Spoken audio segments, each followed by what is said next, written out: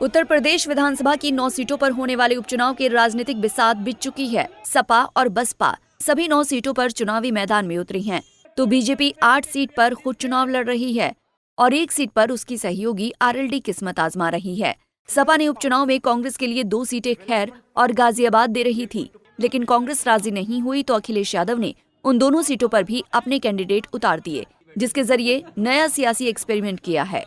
गाजियाबाद और अलीगढ़ की खैर विधानसभा सीट पर बीजेपी का एक छत्र राज कायम है। बीजेपी के दोनों सीटों पर सियासी पकड़ को देखते हुए कांग्रेस ने उपचुनाव लड़ने से अपने कदम पीछे खींच लिए थे।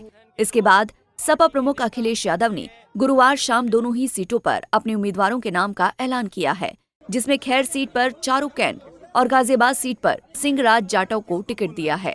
सपा प्रमुख अखिलेश यादव ने गाजियाबाद विधानसभा सीट पर अयोध्या और मेरठ लोकसभा सीट वाली सियासी दाव चला है। अयोध्या और मेरठ लोकसभा सीट वाला सियासी दाव चला है। 2024 के लोकसभा चुनाव में अखिलेश ने मेरठ और फैजाबाद जैसी सामान्य सीट पर दलित प्रत्याशी उतारने का प्रयोग किया था, जो हिट रहा। सपा ने फैजाबाद लोकसभा सीट पर अवधेश प्रसाद के रूप में दलित उम्मीदवार उतारा था, तो वहीं मेरठ सीट पर सुनीता वर्मा को प्रत्याशी बनाया था। सपा इन दोनों ही सीटों पर बीजेपी को कांटे की टक्कर देने में सफल रही थी। अयोध्या में सपा के अवधेश प्रसाद ने शानदार जीत दर्ज की थी, तो मेरठ में सुनीता वर्मा बहुत मामूली वोटों से हारी थीं।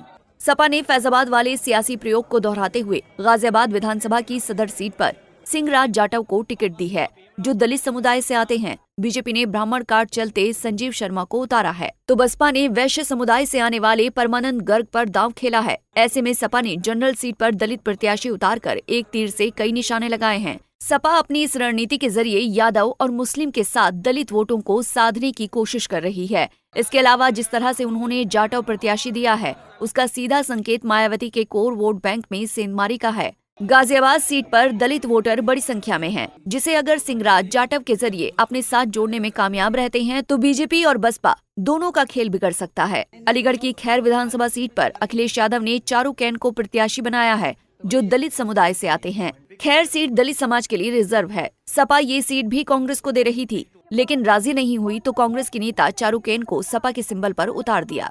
इस तरह से कांग्रेस के साथ सियासी बैलेंस बनाने की कोशिश की है, तो दूसरी तरफ बीजेपी आरएलडी गठबंधन के गणित को भी फेल करने की स्ट्रेटजी है।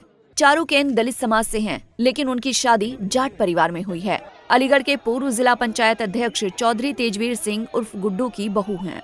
सपा ने खैर सीट पर चारू कैन को उम्मीदवार बनाकर दलित जाट समीकरण बनाने की रणनीति की है। इसके अलावा मुस्लिमों को सपा अपना वोट बैंक मानकर चल रही है। 1 लाख के करीबी जाट वोटर हैं, तो 57,000 के करीब दलित मतदाता, 25,000 मुस्लिम हैं। इन्हीं दोनों वोटर्स के नजरिए से सपा ने दांव चला है। हालांकि कांग्रेस कोटे में जाने की चर्चाओं के बीच चारू ने कांग्रेस का दामन थाम लिया था, लेकिन कांग्रेस चुनाव लड़ने से पीछे हटते ही सपा में शामिल हो गयी। देखना है कि खैर सीट पर सपा का सियासी प्रयोग कितना सफल रहता है और सपा का फैजाबाद वाला दांव कितना कामयाब रहता है। पंजाब केसरी टीवी के लिए लखनऊ से अश्विनी सिंह की रिपोर्ट। हमसे जुड़े रहने के लिए हमारे YouTube चैनल को सब्सक्राइब करें और नई वीडियो की नोटिफिकेशन के लिए बेल आइकॉन को दबाएं।